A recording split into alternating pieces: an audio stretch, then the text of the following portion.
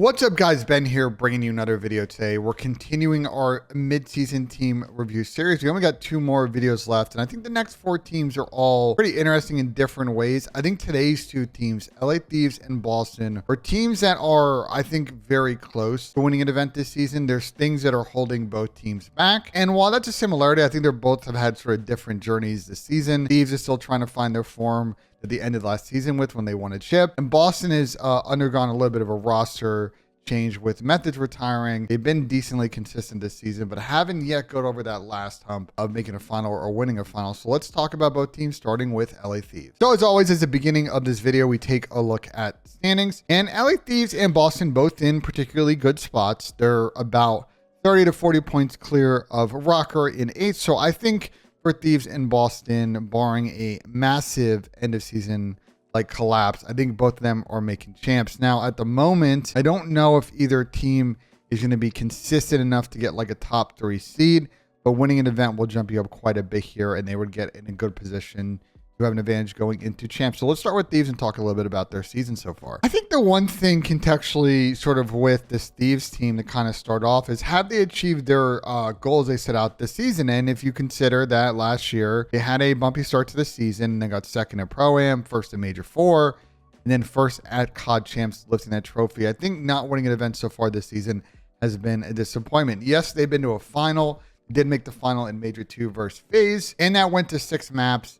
But by the tail end, I think Thieves' lack of a deep map pool and control and their S&D issues, which we'll get to in a second, really limited their ability to win that series. So they're close, but not just there yet. So they've not achieved their goals. And they're also fighting against this, I guess you can call it a champs curse. I don't know how much I believe in it. I mean, I think it's more just, the curse is that it's no one's won back-to-back champs in Call of Duty, and every team just eventually makes a roster change, which is true. We've pretty much seen that with every team that's won champs. I would just say that some of that really just comes down to how hard it is to win back-to-back championships in Call of Duty, especially now with how deep 1 through kind of 8 are in the league.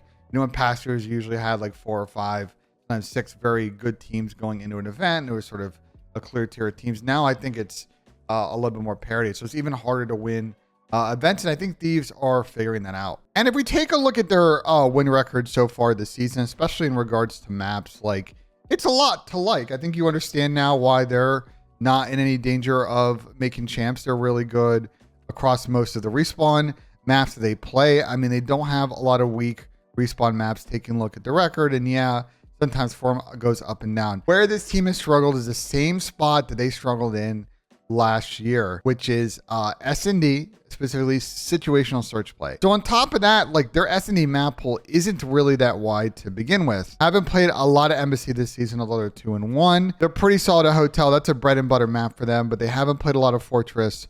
Mercado's their auto veto, and I think we should talk about the 14 times that they played a CeeLo so far this season. So I think starting with the sort of overall kind of demonstration of sort of their issues in search, it's pretty easy to point out, which is they get first blood, if I scroll over here, 53% of the time, which is pretty good. You look at all the other teams in the league, they're definitely above average, near the top actually in first blood. I think 53 would put them second actually in first blood percentage, so very good. But this 65% first blood win percentage is ugly. It is worst in the league. They're getting first bloods, and they're just not winning the rounds. And at this level, you can't toss away, what is it? They've tossed away 58 rounds of search that they played. That is a couple of maps right there of rounds that they should have won. And we can keep scrolling, right? You look at offensive win percentage. They really struggle to win offenses 46% of the time. Why is that? Because again, you're getting first blood half of the rounds, but they're only winning 6 out of 10. And that is way below where everybody else in the league. No one is close to that. I think the lowest team is Rocker at 72%. So you see the demonstration of issues that Thieves has here. And again, I said we were going to focus on a CeeLo, so we can contextualize this in sort of the CeeLo stuff, because that's the most maps that they have played. And it lays pretty bare, right? 52% first blood percentage, very good. Not highest, but the 57% win round percentage when you get first bloods. They've thrown 30 rounds away on a CeeLo is just unacceptable, and they really need to clean up their situational play on this map, especially if it's going to continue to be a map that gets picked on them a lot. I think other than that, I kind of like where Thieves is at so far this season. Stage 2 was their strongest split. There were a few other things at this stage or last stage that I think they need to work on. The hotel hardpoint has been sort of up and down all season. If we kind of scroll through here, you'll see that during Major 1, they were 3-4 on it. Major Stage 2, they were 5-1. And now they're 0-3. So they still have like a positive record on that map, but the form's been a little bit iffy. That being said, they've been good at Hydro and decently good at some of the other maps that they've played so far this split. And like I said with the search, I mean, hotel search is automatic for them, but I think where they're running into issues is they are a Team A kind of team where they're getting Team B picked on them. So they're not really getting the hotel S&D until the end of series when they do play it. And they're forced to play a CeeLo map too. And if they lose the first map, they lose a CeeLo, then it's a real tough spot that they're in. I think the other area for Thieves, and I know Octane's talked about a bunch on stream in regards to Expo, but they're a team that could benefit, I think, from Fortress coming out because they're really good and have gotten really good at CeeLo this last stage. They focused on playing it a lot early on in stage 3 because after I think that phase lost, they realized how shallow their control map pool was, and they're good at hotels. So I think a third map coming in could really like push this team far up in the control rankings. So it's food for thought there. So I think from a team perspective, a lot to like with Thieves. They're still doing a good jobs in the respawns. I think you look at these game win percentages, it's still good. Obviously the game 5, 2, and 4 is whatever, but at the end of the day, if they can clean up their situational search play, this team will jump up the rankings quite significantly. Here are their overall stats this season. Nothing too crazy, and I don't think there's been a player this season that's been a real standout like MVP all-star candidate. Draza at one point was kind of the guy, but I'm going to kind of show you where I think his stats have fallen off a little. He played great for most of stage 3, right? 1-0 in hardpoint, doing a lot of work, getting a lot of engagements. Their engagements are pretty even hill time, fairly even with Sam soaking most of the hill time, and same with Draz, so their ARs are in hill a lot. But he really struggled in S&D, 0.96 in control. And if we dive even further in this, take out stage 3, just the LAN, I think Draza had a really tough LAN this time around. 0.83 in hardpoint, 0.84 in search, and a 0.98 in control. I know Kenny's stats aren't that great either. We'll get to him in a second. But I think for Draz, he had a poor Major 3, so I expect him to rebound. I thought he was sort of on path at the beginning of the season to maybe be sort of in the all-star top flexes conversation. Hasn't been there quite yet. I think the player that individually needs to step it up the most is probably Kenny. I don't think he's been horrific this season, but to the levels of Kenny we expect, we just still haven't seen it. He's averaging around sort of the mid 0.95s to low 0.9s, and need to see him provide a little bit more slaying and power on this team if they really want to take it to the next step. They're still winning maps regardless of him slaying particularly poorly this season, though. It should be remarked, like even with how kind of up and down Kenny's been, you see how good the rest of them have been in control. And they're not a high slaying hardpoint team, but they still find ways to play hardpoint because they're fundamentally great at their execution there. So Kenny would just kind of add a little bit of a cherry on top in terms of form. So I think my final thoughts on Thieves, again, I think they're a good team. I think they need to keep working on what they're working on. They can improve the search. They're going to jump these standings quite quickly. I don't know, though, if it's going to be enough for them to pass like a Toronto or a FaZe this season, especially if FaZe improve and respawns. It's just a bad matchup for Thieves. But I can see then that giving Thieves sort of an advantage on Optic, and you never know how matchups work out. So I see a path forward for Thieves, but they got to especially work on the search play going forward. All right, next up we have the Boston Breach. And following a pretty solid season in Vanguard, keeping in mind this team is completely new. They bought the Huntsman spot. The roster last year was formed last minute. There's been a lot of stability in the Boston situation. You know, they started out with Caps the last season. They brought in Reese Vivid towards the end of the year. And then going through the offseason, they kept Methods, even though it was a question whether or not he would stay on the team, and brought in Big Wake from Florida. And they had a tough Major 1. Big Wake got sick, and that really limited their ability at the tournament. But online, they were really good across Major 1, 2, and 3. And at Major 2, in Boston, they got a top 6 placing, faltering the Optics sort of at the end, just a massive choke job out of them. And then Zenny, aka Methods, decided to retire. He had basically decided before the tournament, regardless if they won or lost, he was going to retire. So with Zen coming out, they brought in Benjamin Beans over from the EU, and they parlayed that into a pretty decent online showing. It was a little bumpy at times this last stage, and we'll take a look. But I think a top 4 placing at Major 3 shows a really good progression for this team, and why I think a lot of pros and coaches are very high on this team. They're a team that plays very well in practice, and when I talk to a lot of players and coaches, they tell me that this team is probably one of the hardest teams to play in practice. The problem for them is they just haven't translated that yet into winning an event. They have a number of really good top 6, top 3, top 4 placings over the last 2 years, but they haven't yet made a final. They haven't yet like pulled up to an event and been clearly the number 1 or number 2 team so far. So we take a look at the map win record, and I haven't talked about this yet in video, but I've been getting I'm gonna talk about it probably a little bit on stream too. Like, I think people read sometimes too much into like these map records and not really take the context, because you look at Boston's map win record, you looked at they're winning 60% of hard points, 51% of searches, 58% of controls.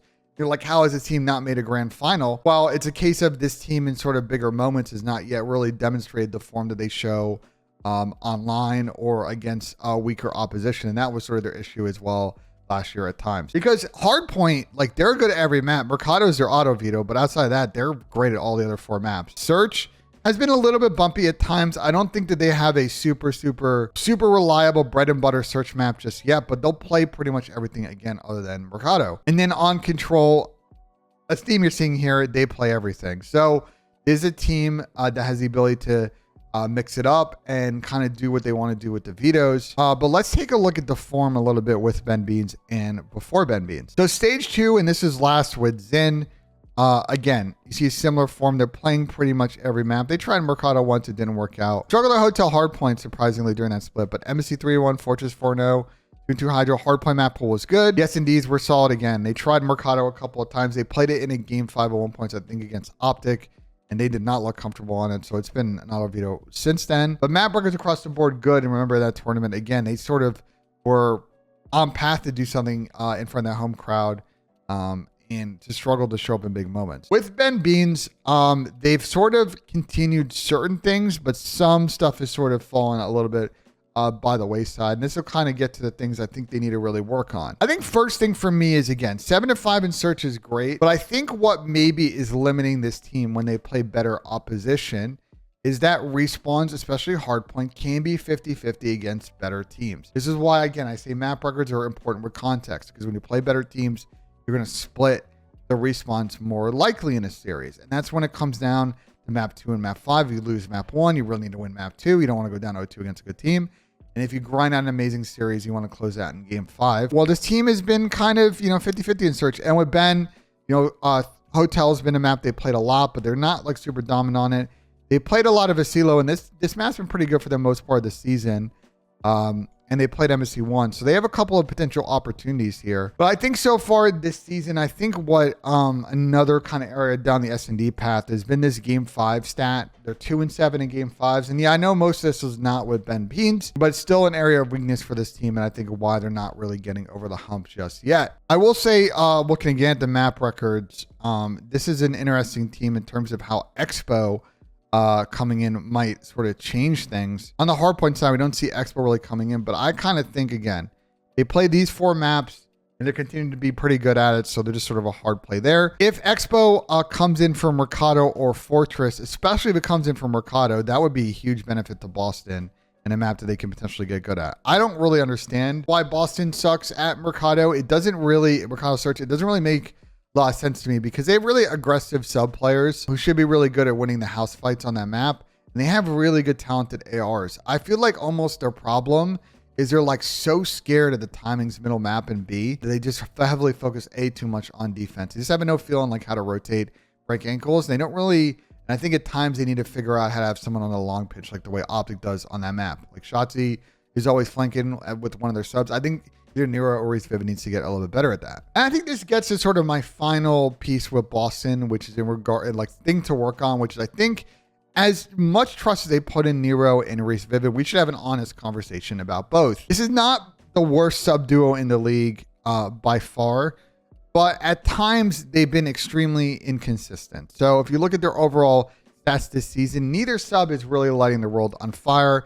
In hardpoint, again, they have a winning record in hardpoint, so let's keep that in mind.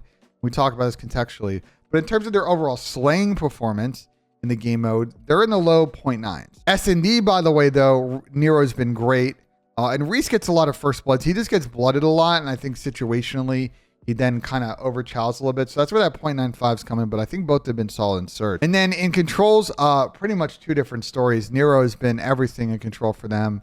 along with Big Wake at times. And you see Reese's speed is still there. He's still getting 40 interactions, but he's not getting the kills. And I think for Nero more so than Reese, again, there are players that hold the left stick down a lot, but I think Nero's learned to have a little bit more composure in his game. At times when I watch Reese Vivid play, he's just too fast. Sometimes he's just got to slow it down, play corners, wait for his team.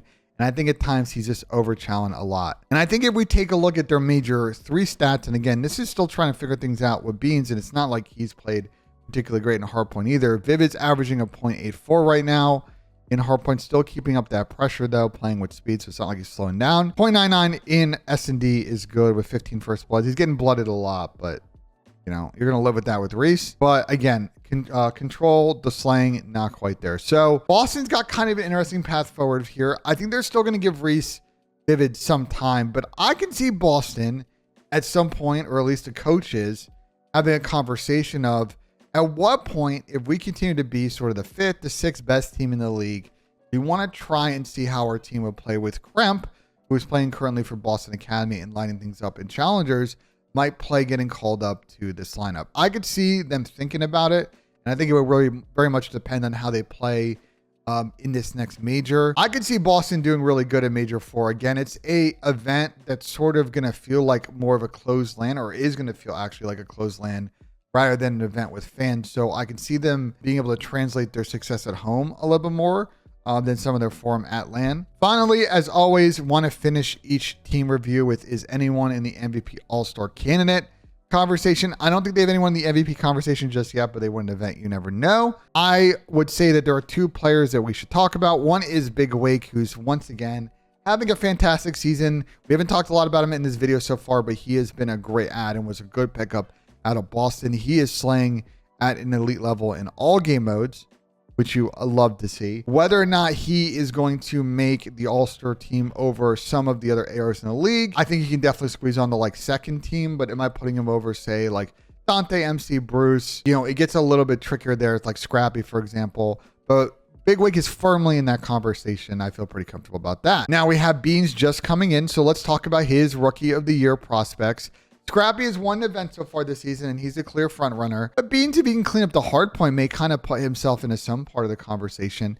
Outside of the hard point struggles, you know, through the couple of series that he's played so far on this team, he's been elite in S&D. I love these first blood numbers as an AR and the way that he's playing. And keep in mind, he's running a sniper as well a lot on Hotel. And he's playing particularly good in control. Now, I know people are going to look at this 35 number and say that's pretty low. Keep in mind, is a team... and we see this a lot, that plays a decent amount of Estilo, decent amount of Hotel.